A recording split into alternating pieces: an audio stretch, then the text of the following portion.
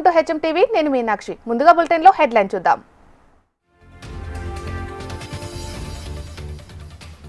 కాసేపట్లో అసెంబ్లీ ముందుకు ఏపీ వార్షిక బడ్జెట్ ప్రవేశపెట్టనున్న ఆర్థిక మంత్రి పయ్యావుల కేశవ్.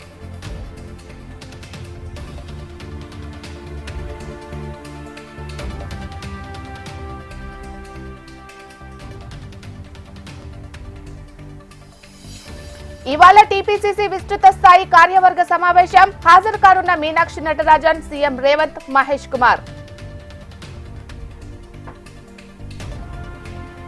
ఎస్ఎల్బీసీ టన్నెల్ దగ్గర 7వ రోజు రెస్క్యూ ఆపరేషన్. గ్యాస్ కట్టర్ తో బోరింగ్ మిషన్ శిథిలాలు తొలగింపు.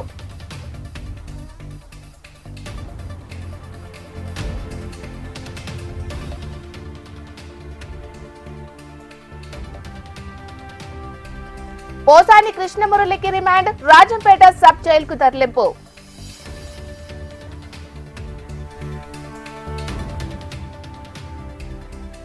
నేపాల్లో భూకంపం. భయంతో బయటకు పరుగులు తీసిన ప్రజలు.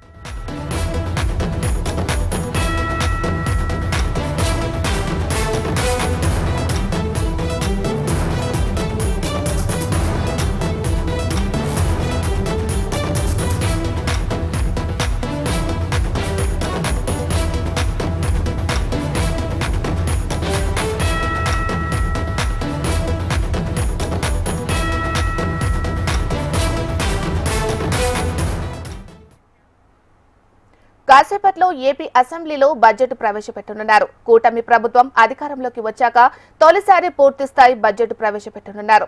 3 లక్షల కోట్లతో బడ్జెట్ పద్దులు సిద్ధం చేశారని సమాచారం. అభివృద్ధి పనులతో పాటు సంక్షేమ పథకాల అమలుకు ఈ బడ్జెట్ ప్రాధాన్యత ఇవ్వబోతుంది. కూటమి ప్రభుత్వ ఎన్నికల హామీలకు సూపర్ 6 పథకాల్లో సంక్షేమానికి అత్యంత ప్రాధాన్యత ఇవ్వనున్నట్లు సమాచారం. 2025 నుంచి 2026 ఆర్థిక సంవత్సరంలోనే అమరావతి రాజధాని నిర్మాణానికి అడుగు పడబోతున్నాయి. ఏపీ అసెంబ్లీలో ఆర్థిక మంత్రి పయ్యావుల కేశవ్, శాసన మండలిలో మంత్రి కొల్లు రవీంద్ర బడ్జెట్ ప్రవేశపెట్టనున్నారు. వ్యవసాయ బడ్జెట్ ముసాయిదాను మంత్రి అచ్చెన్నాయుడు ప్రవేశపెడతారు. శాసన మండలిలో వ్యవసాయ బడ్జెట్ ప్రవేశపెట్టనున్న మంత్రి నారాయణ ప్రవేశపెడతారు. అసెంబ్లీలో బడ్జెట్ ప్రవేశపెట్టే ముందు అసెంబ్లీ హాల్లో ముఖ్యమంత్రి చంద్రబాబు అధ్యక్షతన కేబినెట్ భేటీ కానుంది. అసెంబ్లీలో ప్రవేశపెట్టనున్న బడ్జెట్ కు ఆమోదించనున్నారు.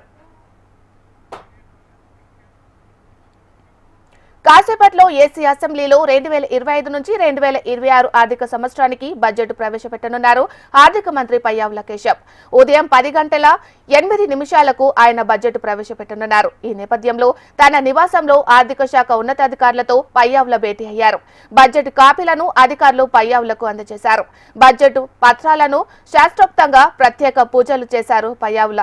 అనంతరం పయ్యావుల బడ్జెట్ ప్రతులతో అసెంబ్లీకి బయలుదేరారు. సీఎం చంద్రబాబుకు ఆయన బడ్జెట్ పత్రాలను అందజేయనున్నారు. కాసేపట్లో జరగబోయే కేబినెట్ భేటీలో బడ్జెట్ కు ప్రభుత్వం ఆమోదం తెలపనుంది. ఇదే అంశానికి సంబంధించి మరింత సమాచారాన్ని మా ప్రతినిధి కాంతి అందిస్తారు. కాంతి. మీనాక్షి, ఆంధ్రప్రదేశ్ ప్రభుత్వం ఈరోజు వార్షిక బడ్జెట్ను ప్రవేశపెట్టబోతోంది. అసెంబ్లీలో ఆ కూటమి ప్రభుత్వం ఏర్పడిన తర్వాత తొలిసారి వార్షిక బడ్జెట్ను ప్రవేశపెట్టనున్న నేపథ్యంలో ఈ బడ్జెట్ పైన అంతా కూడా ఎక్కువ ఆశలు పెట్టుకున్నారనే చెప్పాలి. అయితే ఏ శాఖకు ఎంత కేటాయింపులు చేయాలి అనే అంశానికి సంబంధించి ఇప్పటికే పలుమార్లు సీఎం చంద్రబాబు నాయుడు ఆర్థిక శాఖ మంత్రి అలాగే ఆర్థిక శాఖ అధికారులతోటి భేటీ అయ్యారు. అలాగే ఆంధ్రప్రదేశ్కు కేంద్రం ఇచ్చినటువంటి నిధులకి సంబంధించినటువంటి ట్యాక్స్కి సంబంధించినటువంటి విషయంలో కూడా కొంత ప్రభుత్వం నుంచి కూడా బడ్జెట్ కేటాయించాల్సి ఉంటుంది. కాబట్టి కేంద్ర ప్రభుత్వం ఇచ్చేటువంటి బడ్జెట్కు ఆంధ్రప్రదేశ్ ప్రభుత్వం ఇచ్చే బడ్జెట్కి సంబంధించినటువంటి వివరాలను కూడా ఇప్పటికే సిద్ధం చేశారు. పూర్తి స్థాయి బడ్జెట్ను తొలిసారి ప్రవేశపెట్టనున్నటువంటి ప్రభుత్వం సంక్షేమం, అభివృద్ధి రెండింటినీ కూడా సమపాలనలో చూడాలి. ఖచ్చితంగా రెండూ కూడా ఆంధ్రప్రదేశ్ ప్రభుత్వంలో జరగాలనే నేపథ్యం నేపథ్యంతో ఈసారి బడ్జెట్ రూపకల్పన చేపట్టడం జరిగింది. ముఖ్యంగా ఆంధ్రప్రదేశ్కి సంబంధించి ప్రభుత్వం ఏర్పడిన తర్వాత దాదాపు 9 నెలల పాటు పూర్తి స్థాయి బడ్జెట్ అనేది ప్రవేశపెట్టలేదు. ఈసారి 2025-26 సంవత్సరానికి గాను వార్షిక బడ్జెట్ పెట్టబోతున్నారు. కాసేపటి క్రితం పయావుల కేశవ్ తన ఇంట్లో శాస్త్రోక్తంగా పూజలు నిర్వహించి బడ్జెట్ ప్రతులను తీసుకుని ఆంధ్రప్రదేశ్ అసెంబ్లీకి బయలుదేరారు. అసెంబ్లీలో కాసేపటి క్రితం సీఎం చంద్రబాబు నాయుడు చేరుకున్నారు. కేబినెట్ సమావేశం జరుగుతోంది. కేబినెట్లో ఆమోదం పొందిన తర్వాత బడ్జెట్ ఏదైతే ఉందో 10:08 బడ్జెట్ అసెంబ్లీలో ప్రవేశపెడతారు. అయితే ఈసారి బడ్జెట్ ప్రవేశపెట్టడానికి ఆర్థిక శాఖ మంత్రి పయావుల కేశవ్ బడ్జెట్ ప్రవేశపెడితే అసెంబ్లీలో, అలాగే ఎమ్మెల్సీలో మంత్రి కొల్లు రవీంద్ర బడ్జెట్ను ప్రవేశపెట్టబోతున్నారు. అలాగే వ్యవసాయ బడ్జెట్కి సంబంధించినటువంటి రూపకల్పన, రైతులను ఏదైతే ఆదుకుంటామని ఖచ్చితంగా హామీ ఇచ్చినటువంటి సంవత్సరానికి 20,000కి సంబంధించినటువంటి సూపర్ 6 అమలులో భాగంగా ఉన్నటువంటి ఏదైతే ఉందో దానికి సంబంధించినటువంటి విషయాన్ని కూడా ఈసారి బడ్జెట్లో రూపొందించినట్లుగా తెలుస్తూ ఉంది. అయితే మొత్తంగా పూర్తి స్థాయి బడ్జెట్ ప్రవేశపెట్టడము, అలాగే సంక్షేమ పథకాలు అమలు, ఏవైతే ప్రభుత్వం అధికారంలోకి వచ్చే ముందు ఎలక్షన్కి ముందు హామీలు ఇచ్చిందో సూపర్ 6 హామీ, మహిళలకు ఉచిత బస్సు ప్రయాణం, అలాగే ప్రతి తల్లికి వందనం పేరుతోటి పిల్లలకు ప్రతి బిడ్డకు కూడా 15,000 రూపాయలు చదువుకునేందుకు ఇస్తామని చెప్పినటువంటి ఈ 2 పథకాలని కూడా ప్రత్యేకమైన ఫోకస్ పెట్టింది. అలాగే రైతులకు ప్రతి ఏటా ఇచ్చేటువంటి 20,000తో పాటు SC/ST సప్లాన్కి సంబంధించినటువంటి నిధుల విషయంలో కూడా ఈసారి ఆర్థిక బడ్జెట్లో రూపకల్పన చేయడం జరిగింది. అయితే కేబినెట్ సమావేశం కాసేపటి క్రితం అసెంబ్లీలోని సీఎం ఛాంబర్లో ప్రారంభమైంది. కేబినెట్ ఆమోద ముద్ర పడిన తర్వాత ఈసారి బడ్జెట్ను అసెంబ్లీలో ప్రవేశపెట్టబోతున్నారు. మీనాక్షి. రైట్, థ్యాంక్ యూ కాంతి.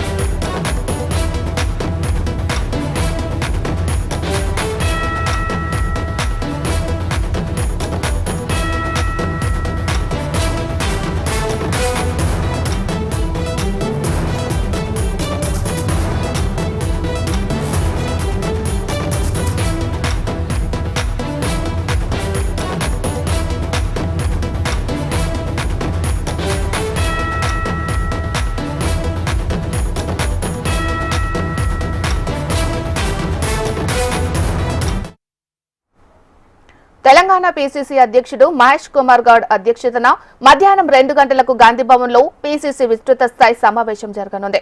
రాష్ట్ర కాంగ్రెస్ వ్యవహారాల ఇన్ఛార్జ్ మీనాక్షి నటరాజన్ నియమించబడుతున్న తర్వాత తొలిసారి పీసీసీ కార్యవర్గ సమావేశానికి హాజరు కానున్నారు. రాష్ట్ర ముఖ్యమంత్రి రేవంత్ రెడ్డి, డిప్యూటీ సీఎం బట్టి విక్రమార్క, మంత్రులు, పార్టీ ఎంపీలు, ఎమ్మెల్యేలు, ఎమ్మెల్సీలు, వివిధ జిల్లాల కాంగ్రెస్ కమిటీ అధ్యక్షులు సమావేశానికి హాజరు కానున్నారు. రాష్ట్ర రాజకీయాలు, రాబోయే ఎమ్మెల్సీ ఎన్నికలపై సమావేశంలో చర్చించనున్నారు.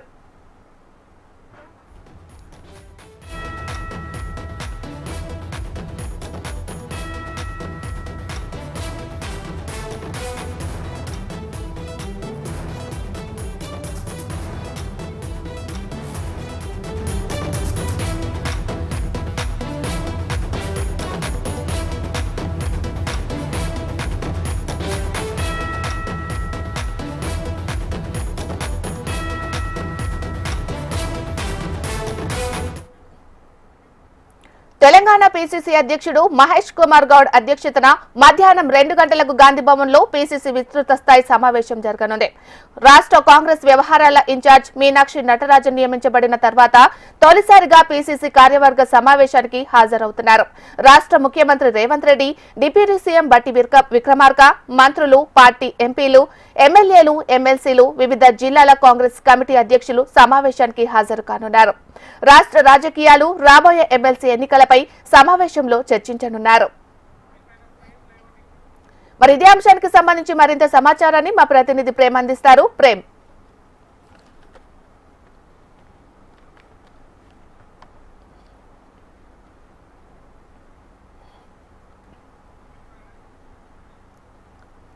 మరి ఇదే అంశానికి సంబంధించి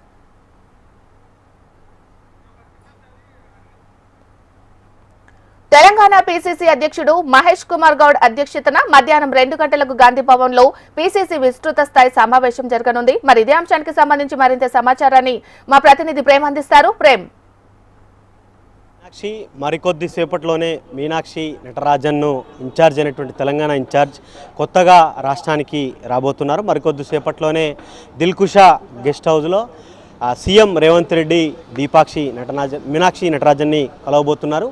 ఇక మధ్యాహ్నం మొదటగా ఇప్పటికీ ఒకసారి సమావేశం జరగాల్సి ఉండే, కానీ ఎమ్మెల్సీ ఎన్నికల నేపథ్యంలోనే సమావేశం పోస్ట్పోన్ అయింది. ఈరోజు యాక్చువల్గా 11 గంటలకు సమావేశం, టీపీసీసీ విస్తృత స్థాయి కార్యవర్గ సమావేశం ఉండేది. కానీ మధ్యాహ్నం 2 గంటలకు సమావేశాన్ని పోస్ట్పోన్ చేశారు. ఇక ఈ సమావేశానికి ముఖ్యంగా విస్తృత స్థాయి కార్యవర్గ సమావేశంతో పాటుగా మీనాక్షి నటరాజన్ని ఇటు సభ్యులకు, రాష్ట్రంలో ఉన్నటువంటి కాంగ్రెస్ ముఖ్య నాయకులందరికీ పరిచయ కార్యక్రమంతో పాటుగా రాబోయే రోజుల్లో ప్రభుత్వం ఏర్పడ్డ తర్వాత ఇప్పటికీ 14 నెలలు పూర్తి చేసుకుంది.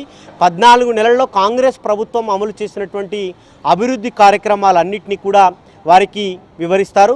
రాష్ట్రానికి సంబంధించిన టీపీసీసీ చీఫ్తో పాటు CM Revanth Reddy, deputy CM బట్టి విక్రమార్క, మంత్రులు ఆయా శాఖల్లో ఏదైతే వాటిల్లో చేసినటువంటి అభివృద్ధి కార్యక్రమాలన్నింటినీ కూడా వారికి వివరిస్తారు. వివరించిన తర్వాత ఎన్నికల ముందు ఏదైతే అగ్రనాయకులైనటువంటి సోనియా గాంధీ, రాహుల్ గాంధీ, ప్రియాంక గాంధీ, ఖర్గేలు రాష్ట్రంలో ఇచ్చినటువంటి హామీలన్నింటినీ కూడా ఒకసారి చర్చిస్తారు. ఏదైతే 6 గ్యారంటీలకు సంబంధించినటువంటి అంశం కానీ మిగతా అభివృద్ధి కార్యక్రమాలన్నిటిపై కూడా ఏమేమి హామీలు అమలు చేశారు, ఇంకా అమలు చేయాల్సినటువంటి హామీలు ఏమున్నాయి, వాటిపై కూడా చర్చిస్తారు. ఇక మేజర్గా ఉన్నటువంటి ఒకటి బీసీ కులగణన అంశం కానీ, 2 ఎస్సీ వర్గీకరణ. ఈ 2 అంశాలపై కూడా రాహుల్ గాంధీ ఎన్నికల ముందు ఏదైతే కామారెడ్డి డిక్లరేషన్లో బీసీ కులగణనకు సంబంధించినటువంటి అంశం కానీ, ఇటు ఏదైతే ఎస్సీ వర్గీకరణ, రాష్ట్రంలో దాదాపు 30 ఏళ్లకు పైగా వర్గీకరణ కోసం ఆయా వర్గాలు పోరాటం చేస్తూ ఉన్నాయి. ఆ 2 అంశాలను కూడా కాంగ్రెస్ పార్టీ టేకప్ చేసింది. దాంట్లో భాగంగా కులగణన ఇప్పటికీ పూర్తి చేసుకుంది. దానిపై మరొక మారు రీసర్వేకు కూడా ప్రభుత్వం కాల్ఫర్ చేసింది. అది ఇయాటికి లాస్ట్ డేట్ కూడా ఉంది. దాని ద్వారా లబ్ధి పొందేటువంటి బీసీ కులగణన ద్వారా ఆయా కులాలకు, ఆయా వర్గాలకు లబ్ధి చేకూరేటువంటి అంశాలను జనాల్లోకి తీసుకువెళ్ళేటువంటి అంశము. మరొకవైపు వర్గీకరణ. ఈ 2 చేసుకున్న తర్వాత ఏదైతే ప్రత్యేకమైనటువంటి అసెంబ్లీ సమావేశాలు ఏర్పాటు చేసుకొని చట్టం చేయాలని చెప్పేసి కూడా ప్రభుత్వం భావిస్తుంది. అది వచ్చే నెల, అంటే మొదటి వారంలో 1వ తేదీ లేదా 3 నుంచి 5వ తేదీ వరకు 2 రోజులు అసెంబ్లీ సమావేశాలు ఏర్పాటు చేసి బీసీ కులగణన అంశం కానీ, ఎస్సీ వర్గీకరణ ఈ 2 రోజులపై కూడా సభ్యుల ఒపీనియన్ తీసుకొని దాంతోపాటుగా చట్టం చేసి కేంద్రానికి పంపించాలని చెప్పి ప్రభుత్వం భావిస్తుంది.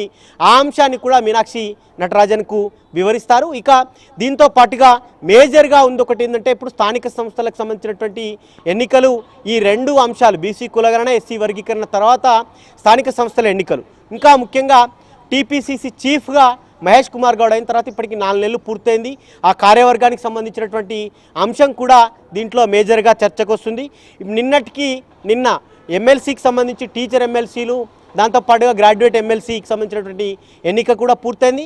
తాను బాధ్యతలు తీసుకోకపోయినా పలుమార్లు జూమ్ మీటింగ్ పెట్టి నేతలను కూడా ఎక్కడికక్కడికి కోఆర్డినేట్ చేసుకుంటూ వారు పనిచేసినటువంటి పరిస్థితిని కూడా చాలా సందర్భాల్లో మనం చూసాం. ఇక దాంతోపాటుగా ఎమ్మెల్యే కోటాకు సంబంధించినటువంటి ఎమ్మెల్సీల ఎంపిక కూడా 5టికి అయితే షెడ్యూల్ వచ్చింది. ఆ షెడ్యూల్ తర్వాత ఎవరెవరిని ఎంపిక చేయాలి. ఒకవైపు ఇప్పటికే కాంగ్రెస్ పార్టీ ఎన్నికల ముందు హామీ ఇచ్చినట్టుగా కమ్యూనిస్ట్ పార్టీలు దాంతోపాటుగా జనసమితి రెండింటిని కలుపుకొని కూటమిగా పోటీ చేసింది.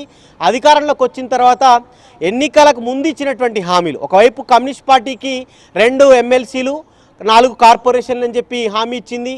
తెలంగాణ జనసమితికి 1 ఎమ్మెల్సీ అని చెప్పి 1 ఎమ్మెల్సీ కోదండరాంకి ఇవ్వడం జరిగింది. మరొకవైపు కార్పొరేషన్ చైర్మన్లు, వీటన్నిటిని కూడా చేసుకుంటూనే ఆ 4 ఎమ్మెల్సీలో ఎవరెవరిని ఎంపిక చేయాలి, మంత్రివర్గ విస్తరణ, ఈ అంశాలపై కూడా ఈ సమావేశంలో చర్చిస్తారు. ఈ సమావేశం తర్వాత కార్యవర్గానికి సంబంధించినటువంటి అంశము, కార్పొరేషన్ చైర్మన్ల ఎంపిక, మంత్రివర్గ విస్తరణ, ఇంకోటి టీపీసీసీకి సంబంధించినటువంటి కూర్పు, వీటన్నిటిపై కూడా ఈ సమావేశం తర్వాత ఒక క్లారిటీ వస్తుంది.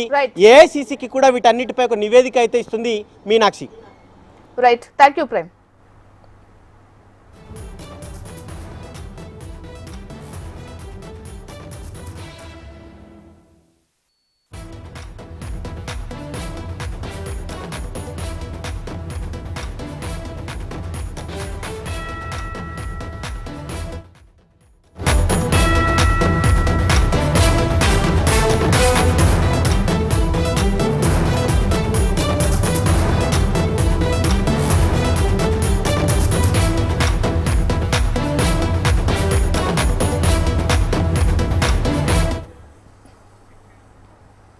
ఎస్ఎల్బీసీ టన్నెల్లో సహాయక చర్యలు వేగవంతం చేశారు.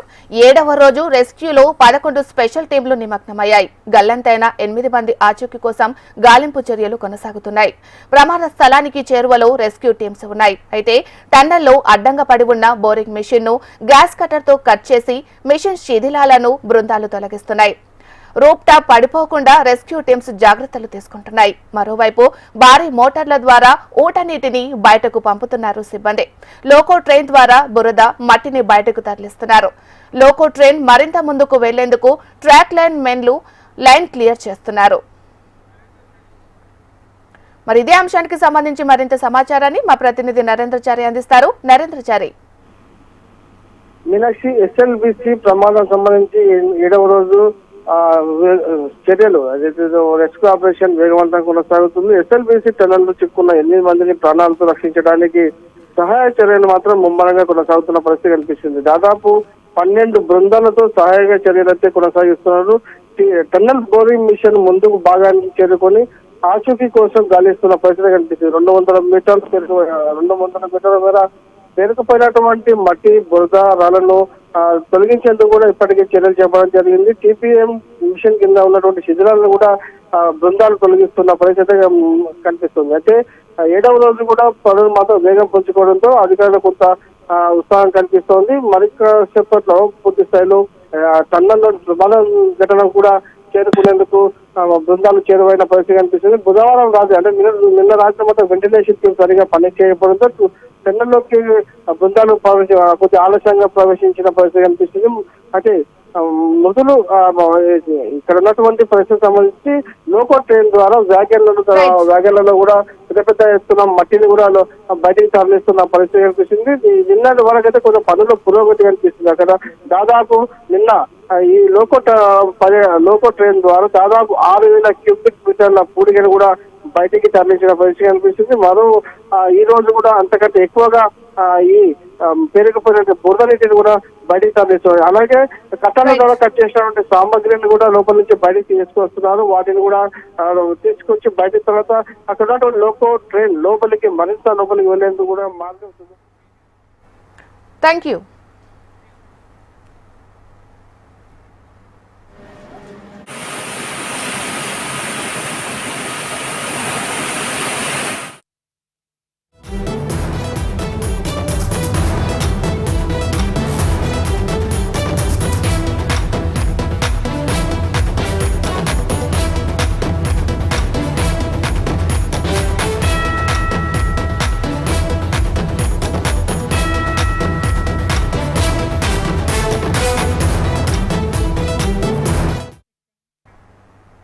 సినీ నటీనటుడు పోసాని కృష్ణమురళికి రిమాండ్ విధించారు. సినీ పరిశ్రమపై అనుచిత వ్యాఖ్యలు చేశారని అన్నమయ్య జిల్లా ఓబులవారిపల్లిలో కేసు నమోదు చేశారు.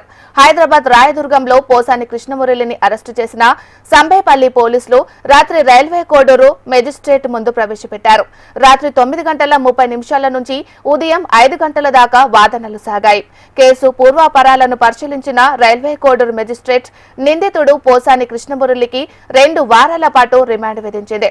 దీంతో పోసాని కృష్ణమురళిని రాజంపేట సబ్ జైలుకు తరలించారు. మరి ఇదే అంశానికి సంబంధించి మరింత సమాచారాన్ని మా ప్రతినిధి చంద్రమోహన్ అందిస్తారు. చంద్రమోహన్. మీనాక్షి పోసాని కృష్ణమురళిని కొద్దిసేపటి క్రితం రాజంపేట సబ్ జైలుకు తరలించారు. ప్రధానంగా ఆయనపై వచ్చిన ఆరోపణల ఆధారంగా రైల్వే కోడూరు నియోజకవర్గంలోని ఓబులవారిపల్లె పోలీస్ స్టేషన్ లో కేసు నమోదైంది. జోగినేని మణి అనే వ్యక్తి ఇచ్చిన ఫిర్యాదు ఆధారంగా ఆయన పైన 3 సెక్షన్ల కేసులు నమోదయ్యాయి. ఇందులో ప్రధానంగా చంద్రబాబు నాయుడును, అలాగే లోకేష్, పవన్ కళ్యాణ్, వారి కుటుంబ సభ్యులను అసభ్య పదజాలంతో దూషించడమే కాకుండా చాలా తీవ్రమైన ఆరోపణలు చేస్తూ ఆయన చేసిన కామెంట్స్ పైన పోలీసులకు ఫిర్యాదు చేశారు. ఆ పోలీసులు నమోదు చేసిన కేసు ఆధారంగా పోసాని కృష్ణమురళిని హైదరాబాద్ లో అరెస్ట్ చేసి తీసుకొచ్చి ఓబులవారిపల్లి పోలీస్ స్టేషన్ లో నిన్న మధ్యాహ్నం నుంచి సాయంకాలం రాత్రి 9:30 వరకు అన్నమయ్య జిల్లా ఎస్పీ విద్యాసాగర్ నాయుడు విచారించారు. ఈ విచారణ సందర్భంగా పలు అంశాలను పోసాని కృష్ణమురళి దృష్టికి తీసుకొచ్చి పలు ప్రశ్నలు వేయడం జరిగింది. ఈ సందర్భంగా పోసాని కృష్ణమురళి పొడిగా స్పందించడం, కొన్ని ప్రశ్నలకు స్పందించకుండా మౌనం దాల్చడంతో రాత్రి 9:30 వరకు ఆయన విచారించాల్సిన పరిస్థితి ఏర్పడింది.